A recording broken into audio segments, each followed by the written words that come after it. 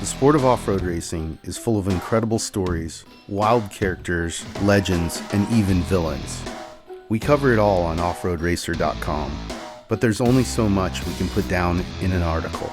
Sometimes we have to dig a little deeper, and that means sitting down with some of our industry's most influential characters and hitting record.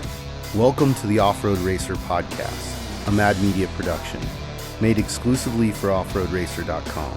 Each month, we'll go beyond the dirt into the homes, shops, and lives of the most interesting and game-changing icons of our sport. You'll hear about their history, success, failure, and everything in between as we pull back the curtain and reveal the stories of their lives.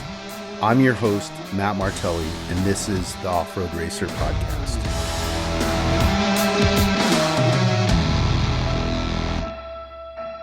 I'm Matt Martelli. This is the Off-Road Racer podcast, and I'm here with one of the baddest dudes in the desert and short course, Brock Heger. What's up, Brock? Not much, just pleasure to be here. I've obviously followed along and seen all the great people you have, come in here, so it's cool and it's a pleasure to be here.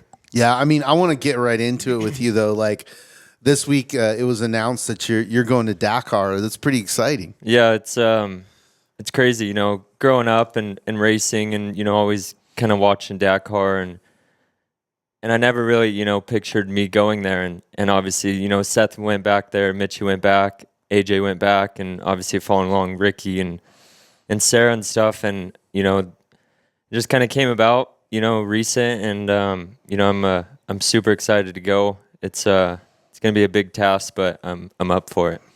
Yeah, it's interesting because like a lot of the early part of your career was short course. And then desert, and you really came up through the ladder system, so I guess my question to you would be like, is there any better preparation for Dakar than, what you've done since you were 7 years old? Yeah, I've done, a little background on me is I started short course in 08 pretty much, so I've done a lot of short course throughout my years. I think I did it for about 14 years of short course. My past 5-6 years have been desert. So, I feel like I have both sides of the spectrum kind of covered, with going to Dakar and not really knowing the terrain, but, having the short course background and being able to push, having the desert background of driving that style. So I think I'm set up pretty good for it. I just obviously need to put the time and work into the navigation side of stuff. Yeah, definitely. There's a lot to learn. It was interesting though, like when I went over there the first year that they had it in Saudi, one thing I was really surprised with is how similar the terrain was, right? Like I assumed Saudi was just going to be all dunes. The French love to run through the dunes. And there was a big variety of terrain there, a lot of washes, a lot of rocks, a lot of terrain that we're used to both in America and Baja. So yeah, it's interesting. I'm excited to see you go over there and obviously do well. I'm biased, so I have I have a pony in the fight or a pony in the race, being from this area and seeing you go over there. But I think you'll do really well. Yeah, it's kind of been a new thing, for me, and obviously it just got announced. So it's just, putting all the pieces together, starting to get to work. There's a lot of people that go there to say they've done it or just to do it. But for me, everyone's putting in a lot of resources and a lot of trust in me. So I just, I want to do what it takes to make sure I'm ready and hopefully compete. Yeah, it's exciting. Let's go back and talk a little bit about your history because I think what's interesting is both where you're from, right? Like, there's quite a few guys that come from El Centro, Imperial Valley area that are extremely good off-roaders. Why do you think that is? Yeah, I don't know. It's maybe because we're in a small town, we have nothing else to do but be good at something. But yeah, I don't know. It's obviously I've grown up in the desert. That's where I live. My dad's a farmer, so my outside of racing job is driving a tractor, which is going really slow around everywhere. And obviously, after work or even just to go check fields, I take my razor, I take my motorcycle, I go ride around ditch banks. If I get a little bored, I sidetrack, a few miles down the road. I'm in Placer City driving where, everyone goes and tests, which is some of the roughest desert out there. So I've grown up, I've grown up in the desert essentially, and I think it's just that time growing up there is maybe what leads to some good drivers. Justin Lofton's from there, and he's obviously done really well at the Mint, and there's a few guys down there that can wheel. Yeah, I mean, it's funny because like you're basically born on the dirt there, right? Yeah. It's like, yeah, there's a highway that goes right through it, but then once you start stepping off, it's mostly dirt. Yeah, and I live in the country, so in the morning or afternoon or whatever, when I look out towards the mountains, it's Placer City. That's my view. I don't get a view of the ocean or view of different terrain. It's just the desert, and for me in the country, the desert's closer than town. So yeah. Seems like I seem to venture to the desert a lot. We have a few little spots, you can go and eat and whatnot. So sometimes for lunch or dinner, I just hop in a car and go right through the desert and go get some dinner and come home. Yeah, that's rad. So what city do you live in now? I live in El Centro. In El Centro. Yep. I'm like the west side of El Centro. So yeah, Placer City. Yeah. I always tell people like that aren't familiar with El Centro or anything. I always just tell them I live in Glamis pretty much because everyone knows where Glamis is. I'm like, yeah, I live in Glamis. So you have to do me a favor though, is like after you, and again, no pressure, but after you beat these guys, I want you to lean over and I want you to whisper into their ear, El Centro. Yeah. You know what I mean? Like, what's that? Like they're gonna get all confused. They're gonna have to go look it up. Yeah. But no, it's pretty rad. I mean, a lot of people have come from that area, and obviously a lot of racing in Placer City. The old FUD races, and now that's where everybody goes to test. So I think too, if you grow up running that gnarly terrain, then like when you go to Baja, you're like, hey man, this is actually really fun compared to what we're used to. There's definitely gotchas in Baja, but like the overwhelming majority of it's pretty fast, right? Yeah, I mean it's the same but different. You go to Placer City where everyone tests and it's super rough. You kind of get away from there and it kind of smoothens out. Baja, it has a little of everything. You drop down in the desert in San Felipe, and I would say San Felipe is kind of like home for me. It's kind of the same style desert. But as you get up in the mountains and coastal, it's just it's totally different. Normally a lot smoother, and it's always fun to have all the different terrain that Baja offers. Yeah, I mean, you recently, have been racing in Baja. I mean, it's been the last 10 years, right? No, it's only been about 6 years. Yeah. Yeah. So what's that been like for you? I mean, because, a lot of people don't understand that, you can race everywhere, but then when you go to Baja, it's its own thing. Yeah. I mean, it's, Baja's its own breed. It's one thing, racing and competing and trying to get your equipment to the finish, but it seems like Baja has its own curse. It's a lot of luck, situational stuff and whatnot. So it's really fun going down there. I really enjoy it. I enjoy the culture, the people, and obviously bringing money and support down there, and how much they like it. So for me, it's cool to see that. It's obviously humbling, to go down there, be able to tear up all their terrain and put on a show for everyone. Yeah, I mean, what was that like for you getting the call, to be on the Polaris Factory Team? Yeah, it was very last minute. When that whole deal kind of came up, I was kind of right in the middle of all my new contract negotiations for short course, and obviously I got the call from Travis Clark about it, and it kind of took me a second because I kind of told myself, like, if I'm gonna do it, I want to do it. I don't want to kind of part-time do it, keep all my short course stuff and not put my full effort into it. So it took a lot of decisions, and from what it sounded like, I was like, this is, the next best thing, and I want to be a part of it. So after racing short course for 14 years, I got rid of everything, and I'm having a lot of fun doing it. It's a super cool program. There's a lot of good talent around it, whether it's mechanics, all the other drivers and everything. So when I kind of made the decision to do it, I want to put my best foot forward and go with it. Yeah, and so then what was it like also making the transition from from trophy spec to UTVs? Like, I was very curious to see how you would handle that, because you're known for being a driver who really rings out the vehicles and pushes the pace. Yeah, it wasn't too bad. I obviously growing up driving my Razor around the desert, so it wasn't an unknown vehicle.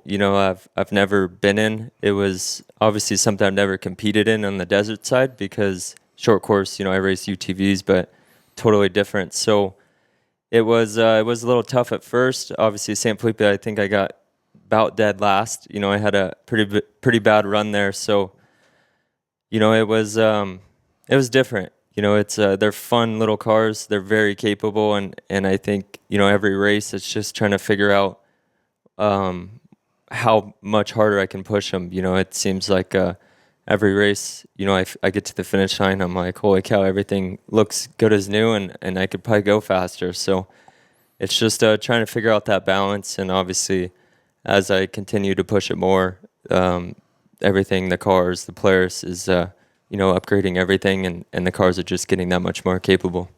Yeah, I mean, talk about that a little bit, because the pace has gotten gnarly. Like again, it's this game of like, you get into a new vehicle platform and you have to figure out where that edge is of where's too much, right? And I wouldn't say, I mean, there's a lot of fast guys that are you're competing against, but I kind of expected you to push the pace, right? And then what I was curious of is like, okay, can the vehicle handle it? And one thing I've been really, really impressed with is, how much the pace has increased and how good the vehicles are handling it. Yeah, I mean, I think they've been capable for a while, and for me, and I think I can kind of speak on everyone else in the team, but there's four of us, on this team, and our jobs are to go out there and win. So for me, it's as long as someone wins, we're winning. So I kind of took it as, well, if I push the pace and pushing this car to its limit and something happens, hopefully one of the other three guys, are playing a little cool, and we'll get the job done for us. But I think as that progression has happened, everyone's just starting to push harder, and these cars are, super capable, and it's obviously showing in our results, across the board of UTV racing. Yeah, I mean, what was that like for you? Like, you step into this program, there's a lot of pressure, a little bit of, not fumbling, but like, it's racing. It's like, shit's going to happen. Everybody who thinks like this is like something where you can perfectly lay it out and go, okay, cool, we got everything covered. You're going to have a $4 part fail. You're going to have a pit crew member misgas you, or you're going to hit a rock, right? Yeah. And then there's a million other things that could go wrong. But then you finished out the year and won the championship your first year, right? Yeah, no, it was, at first there was a lot of pressure. It was a matter of who's going to win first. That's kind of how I looked at it. And we go through San Felipe, and we all get beat by our team principal. So I was like, oh, well, we better step it up, because if our team principal keeps beating us, then we're in trouble. And I had a bad run there. So well, and Craig will let you know. Yeah, and I had a bad run there. So 500 for me was just full redemption, and we kind of set aside a few races of learning and trying to get all the pieces together, and at the 500 I had a really good run. I ended up winning it. So for me, once I kind of clicked that off, the pressure was gone. I got one under the books. The cars obviously came a long ways, from San Felipe, because it was kind of rushed, just trying to get to that race, and all the moving pieces that go with it. So once we got through that, 400 was also a really good one. I ended up having a shock failure, so we changed the shock. I went down on time, and then I ended up passing Sims with about 15 minutes or 15 miles from the finish. So clicked that one off, and then the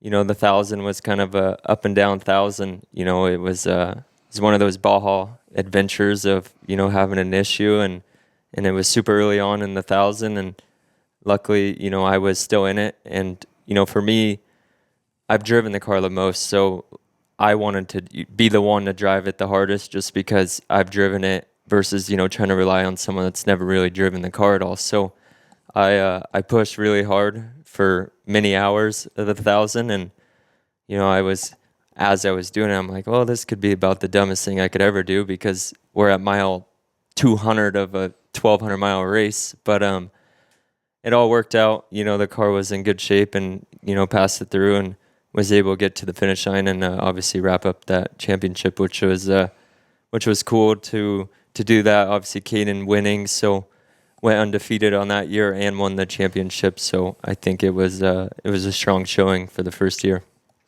Yeah, I think it was fantastic. I mean, a lot of respect. It's like, I don't think people understand how difficult that is to do year one. Like, it almost never happens, right? Even with all the resources. Now, operating on the team, have you been, able to absorb, things from your other teammates that have helped you advance? Yeah, I mean, we work together, when it comes to everything. When we go to test, most of the time, if it's just the one car, whatever cars they're testing and trying to make it better, it's, we're all putting in our best foot and trying to give everyone the best car that we possibly can. So that side of stuff, when we're doing shocks and certain things, it's nice just having a bunch of different brains, just to kind of bounce back ideas, and obviously trying to better the whole car as a whole. And then pre-running, we try to pre-run as much together as we can. Sometimes, it doesn't work out, but we we do everything we can as a group to try to be the best that we can.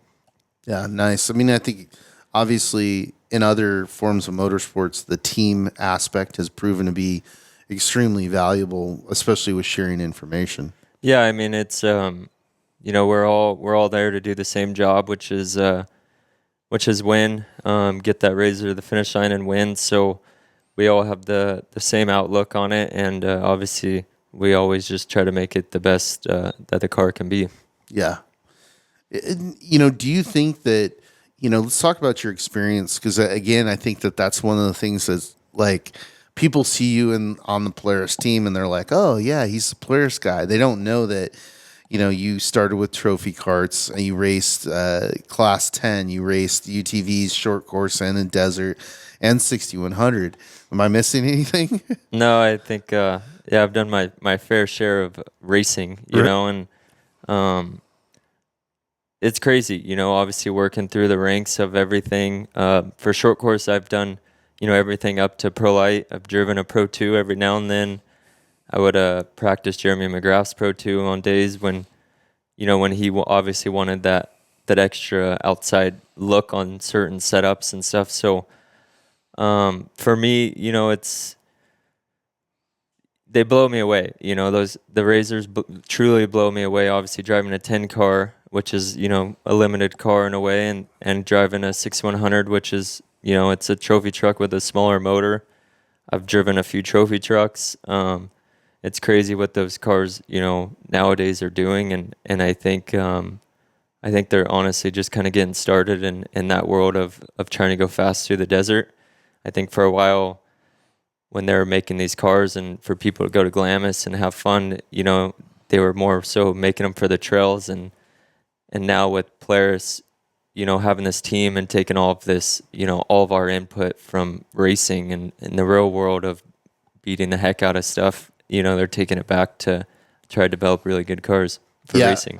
That's one thing that I really love is the fact that, Polaris is taking, all this tech that's coming from racing, and they're putting it back into vehicles that you can go to the dealership and buy. I mean, anybody who hasn't gotten in a Pro R right now that has a UTV, go test drive one. Like, they're amazing machines. Like, I couldn't believe, when I got in one for the first time, how fun it was, and how fast it was, So, and I know that there's some new things coming that, will come out shortly that came directly from racing. So that aspect of technology and performance, transferring from racing to vehicles that people can buy in the dealership, I think is super important narrative of off-roading.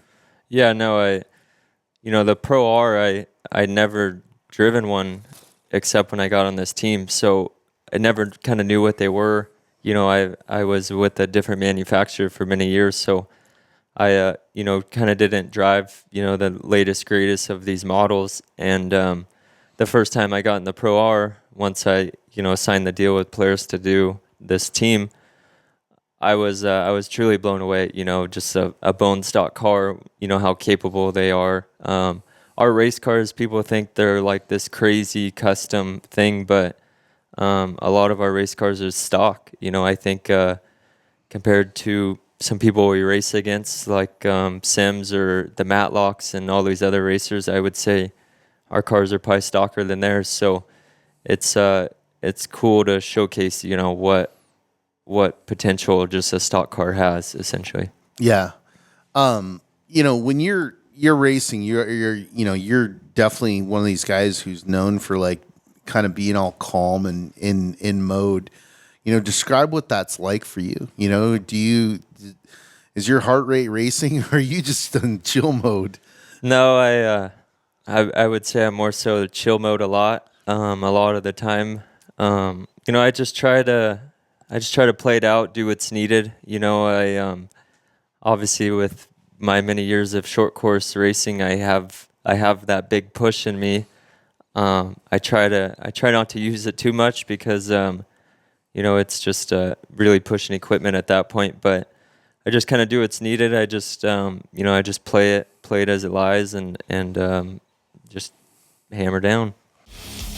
Attention Off-Road Nation. The Unlimited Off-Road Racing Championship comes roaring through Parker, Vegas, and Barstow in 2024. It's three of the most prestigious and competitive off-road races in the sport. It all starts with the return of the Parker 400 in beautiful Arizona, January 10th through the 14th. Then it's the biggest, baddest, most grueling off-road race on the planet. The BF Goodrich Tires Mint 400 comes roaring back into Sin City, Las Vegas, March 6th through the 10th. And finally, the climactic conclusion of the Unlimited Off-Road Racing Championship, the California 300, returns to Barstow, October 2nd through the 6th. Visit unlimitedoffroadracing.com for complete details. The 2024 Unlimited Off-Road Racing Championship is here. What, now being on the Polaris program, for you, what's been your most favorite part of it? Yeah, my favorite part is, just seeing, how much goes back to, the engineers, and the engineers working with us, we're working with them, just seeing that whole different aspect of it. For many years, I raced on my own, essentially. I, custom built my own car and went and raced it and had a failure and like, oh, let me put this aftermarket thing on it and go down the road and just keep racing. But obviously with this whole program and the engineers and everything going back and forth, it's it's a whole new level of trying to make better cars. We go to test and they have sensors everywhere. All the shocks have the little whatever things that take everything and all the G's and everything. So it's just crazy seeing, how much they put into it and how much, with technology nowadays, what that can do for racing. No, it's really rad because, again, that gives them this data of the most extreme, use of those vehicles, right?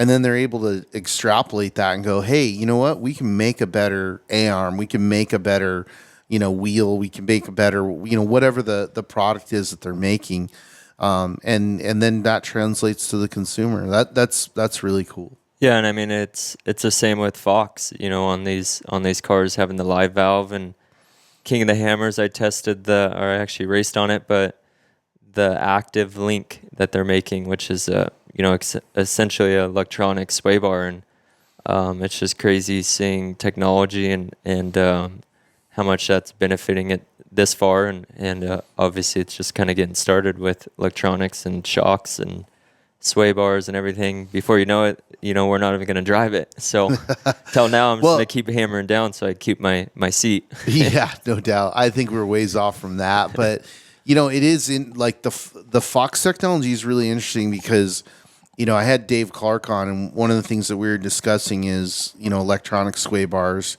We are also discussing having the ability to change the ride height based on the terrain. And all the shock technology that's going on now, for people out there who don't know what the Fox system does, like it's basically dampening when it needs to dampen more or less, right? Based on the terrain, that you're going over, right? Whereas in the past we would set up shocks one way and go like, that's what it is. Right.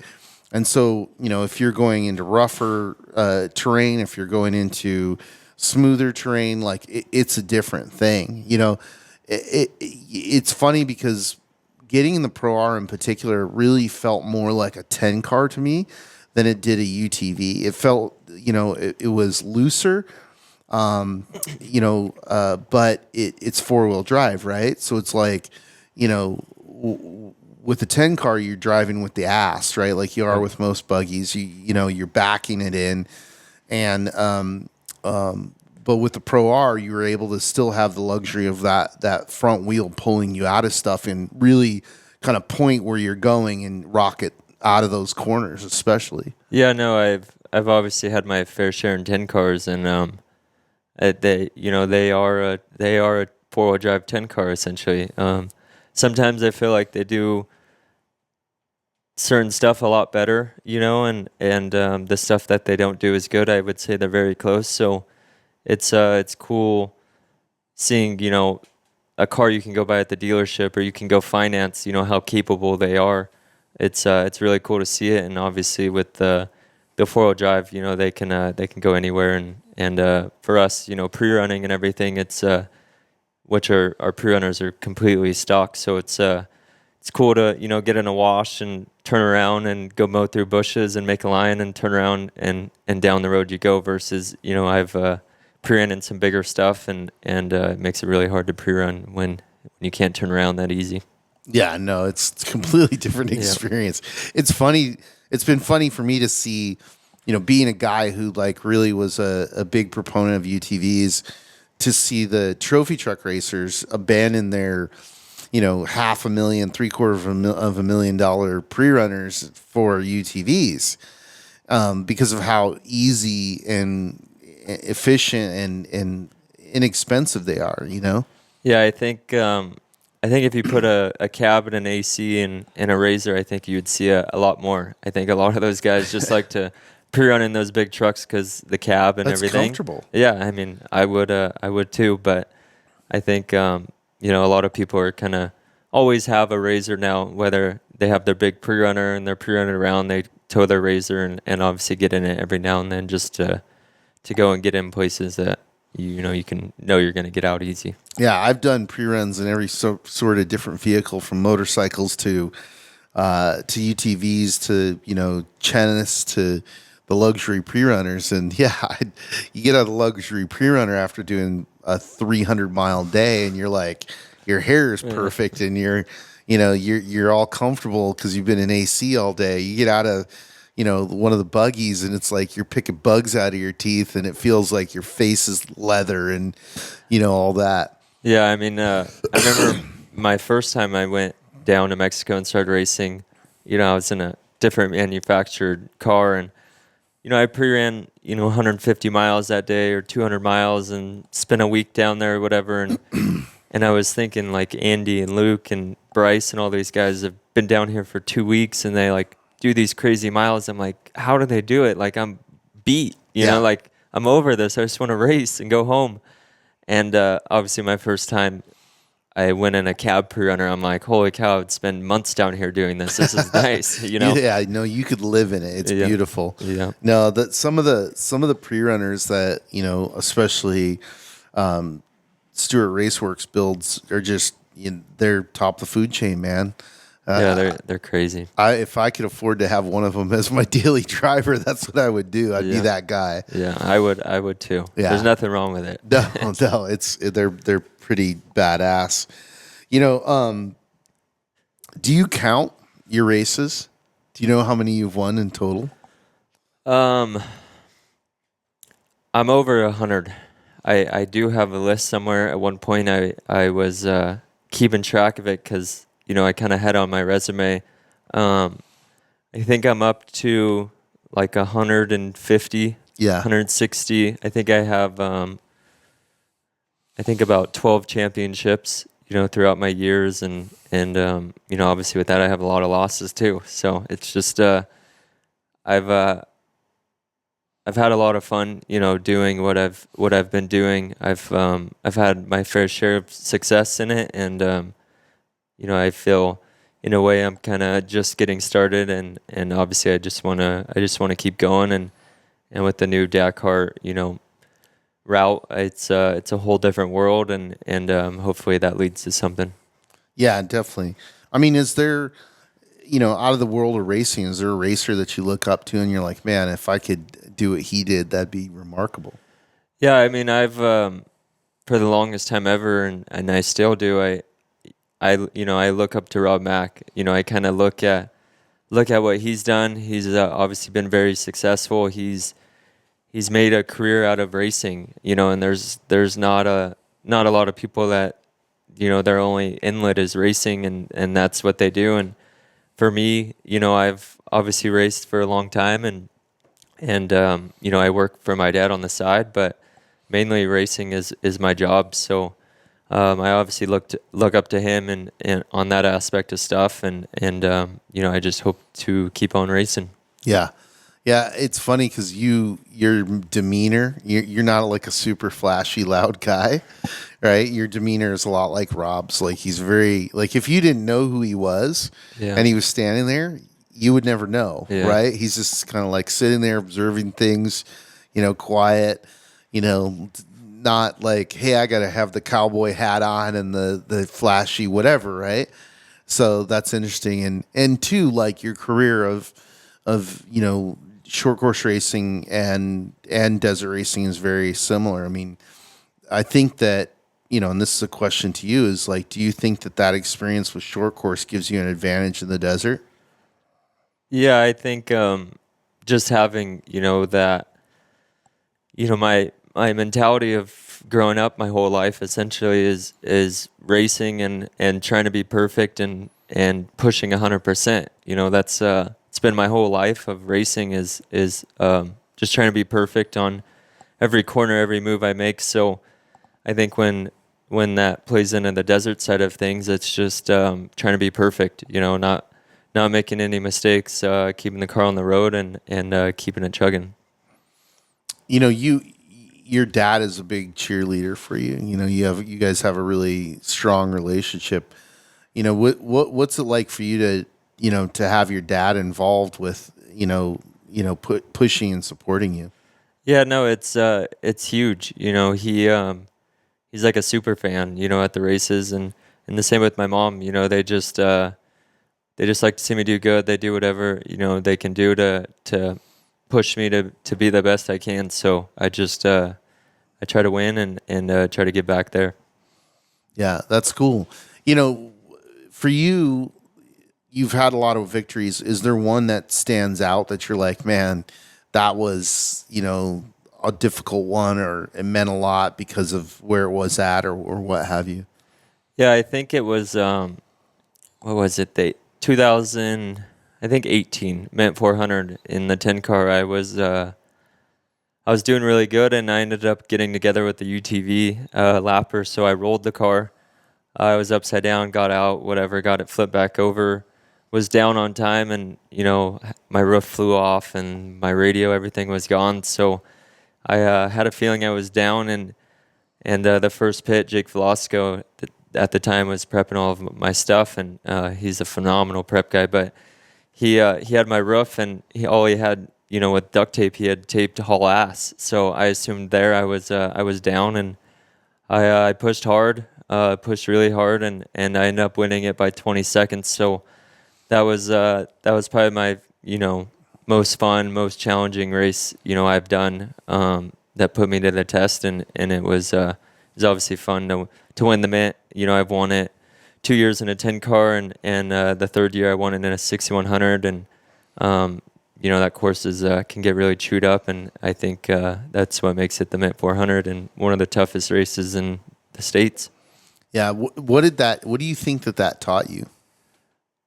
It just it's kind of always been my motto, but just never give up. I think obviously that was definitely a never give up situation. I could have just cruised the car back and got who knows what, and obviously stuff was a little bent, but I just I show up to the races to win. I don't show up to finish, in 10th place. Obviously I don't like to lose, and I don't want to DNF, but if I have a chance, I always try to put myself in the best spot and make sure I win or get a really good finish. What do you think it is that drives you to do this? Because this is not easy. Like, there's a lot of, you could be back hanging out on the farm, working, riding moto, not have the pressure, just screwing around in the dunes and whatever, not have the pressure of racing. What do you think it is that drives you to do this? Yeah, I mean, I've done it my whole life. That's it's kind of all I know is to race, and pressure fuels me. Seems like every time I'm a target or not doing something right, and people are doubting me, I feel like that's kind of where I shine. I try to prove people wrong, and I just enjoy it. It's a crazy sport. There's so many highs, so many lows. It's challenging. There's so many factors, that can prevent you from doing good, and I think just the challenge alone is what fuels me. Right now in UTV racing, there's a lot of fast racers, right? With very capable equipment. But your style as of late has been back to kind of where you were at in 6100, which is you go out, get out front, and push the pace. And essentially, everybody's waiting to see if you're going to have a problem, right? Like, that's been the last few races. Is they're like, well, what's the plan? We hope Heger breaks, right? Yeah. Like, is that on purpose? Is that, what you like doing, leading, or is it just like, that's the pace? Yeah, I don't have the perfect answer of like, do I like leading? There's times I start in the back and I'm not leading, and I like that too. It's just I play it very situationally. So if sometimes I can get out front early and kind of run away that way, and I play that. But then there's times where I don't have a push till the end. So it just I just kind of play it as the day goes, and kind of where everything's at, and I don't have a perfect criteria to tell you how I do it or whatnot. Maybe that's my little secret. Yeah. Well, do you prefer to be out front during a race, or do you prefer to hunt people down? I like both, honestly. I enjoy being up front. I enjoy trying to push a pace and play it like that, but I also like hunting a lot too. So it's hard, I think, being up front, that's just kind of the average, desert thing of you want to be up front. And it seems like when I'm in the back and pushing, it pulls out like inner short course, and kind of reminds me of stuff like that. So for me, it's both sides of the spectrum are fun, and obviously just trying to get there one way or another is always a challenge and always fun. Yeah, I mean, leading to me seems way harder because you got to set a pace that's not going to break the vehicle, right? And your first car on the road, you're, in your case, you're catching other vehicles, right? Like mainly 6100s, right? And maybe some class ones and some trophy trucks, right? So you have these bigger cars to contend with and pass, right? And in addition to it, it's like you got to kind of pay attention to what's going on behind you and where they're at. Whereas if you're coming up through the pack, you're like, cool, I picked that guy off. I picked that guy off. I know where I'm at, right? Yeah. It seems much more of a psychological challenge leading than chasing and hunting. Yeah, I mean, I feel like I do pretty well on, managing equipment. So when I get up front, I don't really worry about what's kind of going on behind me. I just kind of run my own race and drive it, how I would, and let it play out in that fashion. And obviously, yeah, I mean, you get into the spec trucks, and they're big trucks. You can't move them. It's hard to catch them. There's obviously that challenge, but I always look at it like, okay, if I get 2 or 1 or 3 trucks in between me and second place, like I have, a really good boundary there where I can just cruise, and put some bigger stuff between me. But also, you start in the back and you're dealing with, people in your own class and your own car. So when you do catch them, and if you're trying to move them, it's they're a lot easier to move. And obviously, listen to the push to pass stuff and stuff like that versus a truck guy.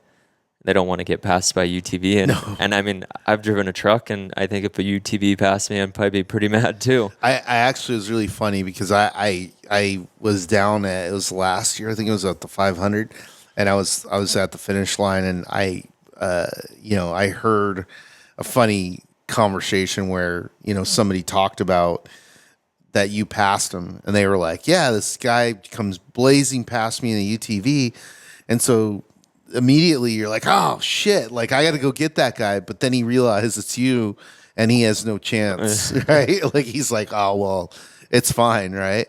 So that is a big ego thing. And like, you get behind those guys, and if they identify that you're a UTV, they're going to rabbit. Yeah. And the other thing too is like, it's one thing when you're racing vehicles your size and the amount of dust that they output.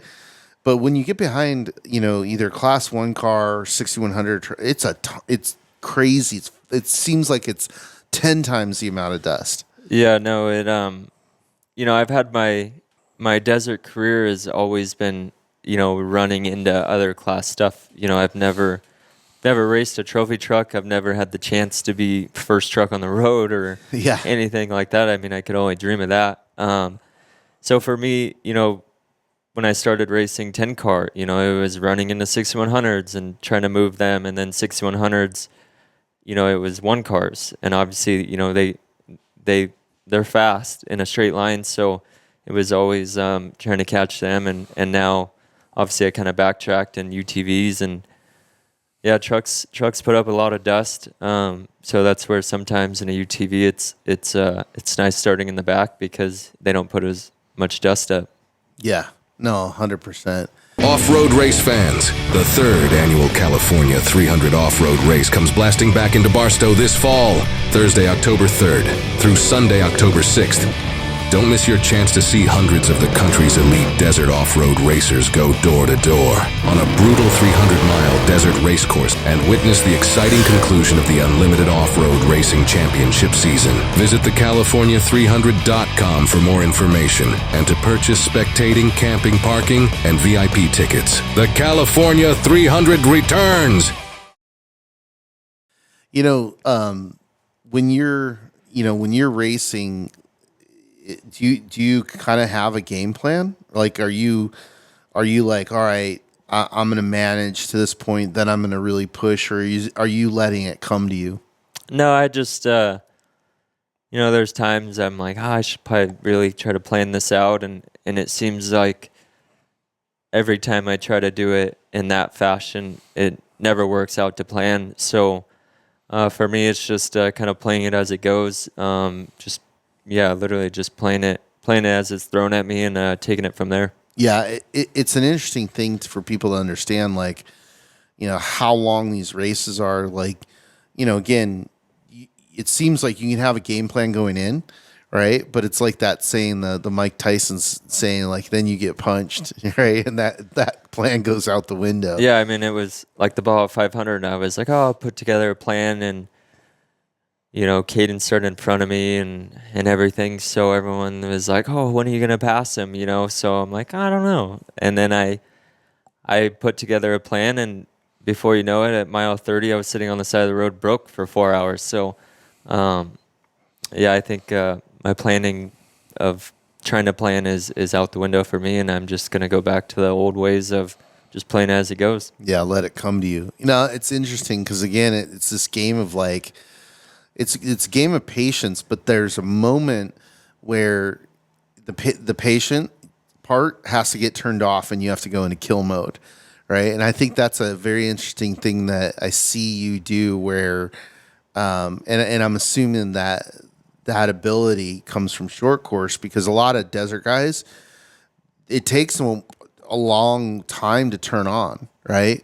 And you seem like you can flip that switch pretty quick. Yeah, I mean, I think it's just bred into me of having that switch. Like I said, 14 years of pretty much the switch on always, is what I've done forever. So, when I first went into desert at first, it was, it wasn't necessarily hard. It got a little boring at first because I'm like, I'm just cruising around all day. Like I like to sprint, So for me, that was like my hardest transition, is just, trying to have fun of going slower all day, and obviously kind of figured out a good balance. And I enjoy desert a lot nowadays. Yeah, it's really interesting too to understand and see the intensity of short course racing. It's 15 minutes of, like, go as hard as you can, try not to make any mistakes at all.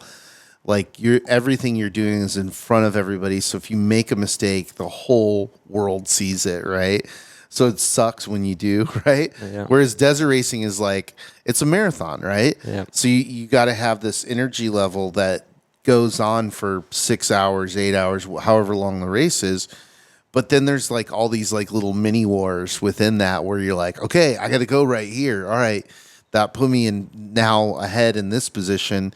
And then the different parts of the track and the terrain changes and where you can go fast and where you can't, Yeah, it's there's a lot of variables, and as I go back, to racers and how far they've came, I think the cars have a lot more potential. I think in the end result at the end of your 8-hour day and where we finished up against everyone, I think they could do a lot better. But I think the whole beginning of our races are filled with a lot of dust and not necessarily racing each other and pushing. We're racing other classes, getting held up, because you can only go so fast. So I'd be interesting to see, Mitchie's obviously done it. I think he almost overalled a race. He entered in one car, and I think in the near future, I think maybe there'll be a lot more UTVs there and trying to showcase what they're really capable of. Yeah, no, absolutely. It's really interesting. I think that evolution of the UTV to me is really exciting, and even what's coming. Right, they started as like 30 mile an hour, barely finishing the race, the next day vehicles, and now it's like they're stock. A lot of them are 90, 100 miles an hour, and now again, what's interesting to me too is, like, because you've had the experience in vehicles that are a lot faster, and 6100 in particular, and a lot more capable. You moved into the UTV class, and you're really wringing out the performance of that vehicle. You're pushing it, beyond what really a lot of people thought was capable. But we know that there's some even more technology evolutions coming with transmissions, with bigger engines, slightly bigger cars. It's like, it's going to be cool to see that evolution. Yeah, no, I mean, they've obviously came a long ways, in the recent years. And, there's a lot of times like, obviously a trophy truck or 6100 do really good over big stuff, and you get on, like, call it Mike's Road and go through there. And, I've had my fair share of times of sending it through there in a truck. And I'm like, holy cow, like that was fast. And now driving the Razor through there, I'm like, there's no way I could beat myself in a truck through here. Like, it's just, it's crazy, especially on roads and tight stuff, with the 4-wheel drive and how light they are and how fast they go. Yeah. Has there been, we talked about a little bit about, most memorable victories. Like, is there a race, race course or a race that you just like hate? Vegas to Reno. Yeah. And which is coming up, right? Yeah, that's the next one. It's I wouldn't say I hate it. I've just had the worst luck there, throughout my years of racing. When I used to race in the States a lot, I've won a lot of races in the States and desert, and I've never won Vegas to Reno. I've been very close multiple times. So for me, it's that's probably my one. It seems like it's just really dusty. I was just talking to someone a few weeks ago. They went and ran the course pretty much for fun, and they're like, holy cow, like, the desert's beautiful. There's all these animals and all this stuff. I'm like, I don't even know what that place looks like, because half the time I can't even see anything, So yeah. I'm excited, obviously, to go back. That's our next one, and I'm excited to try to, compete and put my best foot forward and just try to put a good showing on for Razor and against all the other manufacturers and drivers that are coming. Yeah, Vegas to Reno is an interesting course because, it's pretty easy, but that creates a problem. And the problem is, like, you kind of, you're going on a lot of graded flat stuff, so you fall into this, like, lull of where you're not paying attention, right? You're kind of zoned out, and then you get to the end of these long sections, and there's some silt beds and some gotchas and some turns and things that'll get you. And it's very similar to what happens at Parker. Like, Parker this year, I couldn't believe some of the crashes, and it was because the speeds were a lot higher, and people had the last race they did was a really rough race that was, they were engaged and on the wheel the whole time. And then you get to something like Vegas to Reno, and you're like, okay, an hour later, you're still going top speed straight. Yeah. Right. And so it's hard to stay, focused. Yeah. And I think Vegas to Reno it's a road race, essentially you're racing on gravel roads. And for me, there's nothing that really defines drivers, nothing that separates it, because, everyone can get on a road and go fast, there's not too many challenging sections. So I think that's why I don't like it the most. Not necessarily I don't like racing on a road or something like that. I do enjoy it, but I don't think it defines, a driver and a racer as much as, a certain different course that's way rougher. Yeah. Yeah, definitely. So, let's go back to Dakar for a second. Like, what are your expectations of going to Dakar?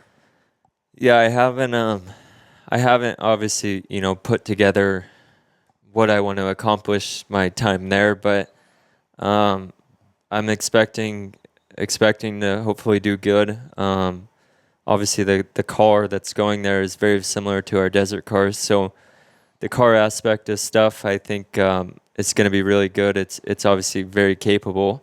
I don't think we'll have any issues there, and then they won last year, with Xavier, which is the second driver, and he's obviously been very helpful, with trying to help me and guide me in the stuff I need to do. So it's just a matter of putting all the pieces together. Hopefully here after Vegas to Reno, and probably after the 400, it's gonna get really busy and trying to figure out what I have to do to be prepared to go there. And obviously I have Max Eddy driving or riding with me, which he drives another one of the cars. Yep. Under the Polaris Factory group. Max has a ton of knowledge, and he's been there, so I'm looking forward to that adventure with him, and he's had his fair share of good and bad there, so hopefully we can do good, and we're we want to put the work in to go there and do good and represent the country, the USA, with the few people that go there, and I'm excited, really excited for that adventure. Is there something about that you're like, man, I'm worried about this, or I got to figure this out?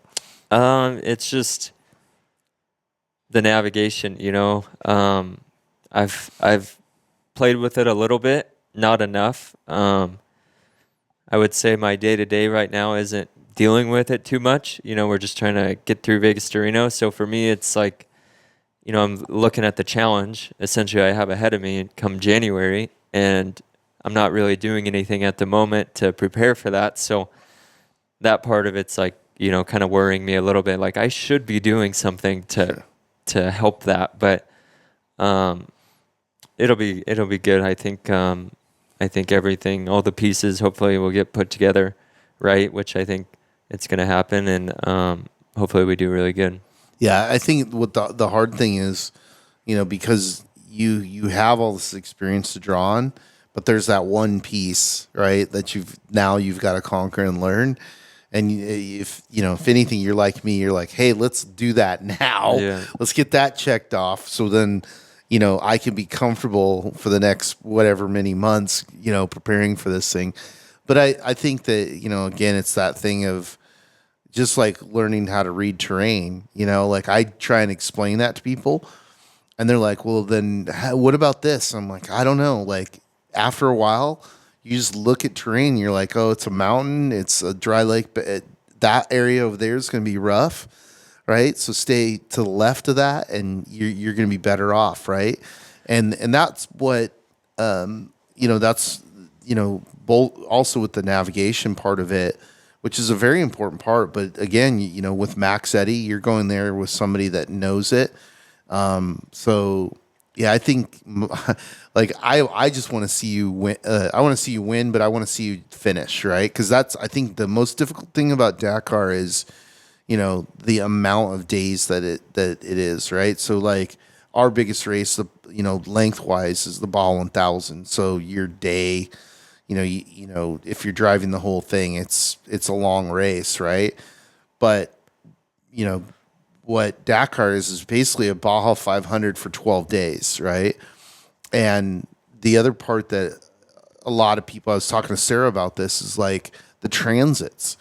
Like you're going, you have you got to get up in the morning, you got to drive 30 miles to start the race, and you would think like, oh, no big deal, right? But no, it's 30 miles. A lot of times you're doing it on pavement. You got to pay attention to, where you're going, all that stuff. It's not as intense as the racing part of it, but it's still, it's still part of it. And then you finish the race and you're like, yeah, I'm finished. And then you're like, oh, we got to go another 30 miles to camp. Like I remember talking to her about the empty quarter part of it. The empty quarter part of the race, and she's like, yeah, we drove for like 4 hours to get to the start of the race, so it's exciting. I'm excited for you. I'm excited that there's another American who, essentially came up as a Trophy Kart and UTV racer, because it's interesting for me to be, the one of the cheerleaders for that and that part of our culture. And then to see the result, right? To see you guys go over there and to see all the Europeans go like, where are these kids coming from, right? Like, how is this 24-year-old kid smoking me? I'm like, well, let me explain to you. There's this area called El Centro. Glamis, right? And these kids are starting out at 6-7 years old in trophy karts and UTVs. And so by the time you're 24, you have over a decade of experience off-road racing. So the old way of, the Europeans would have a racing career in something and be like, oh, now I'm going to retire and go race Dakar at 50, right? It's like, you can do that, but now there's, literally hundreds of American kids coming that, are going to push it, right? Yeah, no, I'm, I never growing up, I've always seen it, and I never really paid much attention to it. I always, thought it's a racing thing that I would never be able to do. And obviously with Polaris going there and me being on this team, that was something I wanted to do. And obviously for them giving me the chance, to go and do it, I want to go there and hopefully make a lot of people proud and give it my all. Yeah, it's going to be really exciting to see. I'm looking forward to it.